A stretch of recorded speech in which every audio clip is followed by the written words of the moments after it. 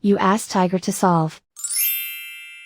This deals with linear equations with one unknown. The final result is t equals -6. Let's solve it step by step.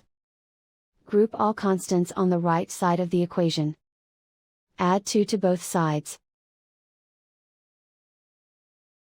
Simplify the arithmetic.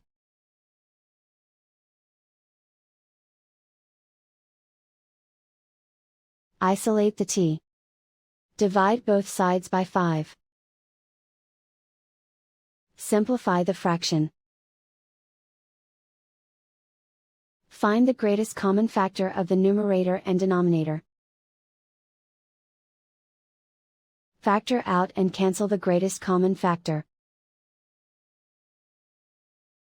And so the final result is t equals -6.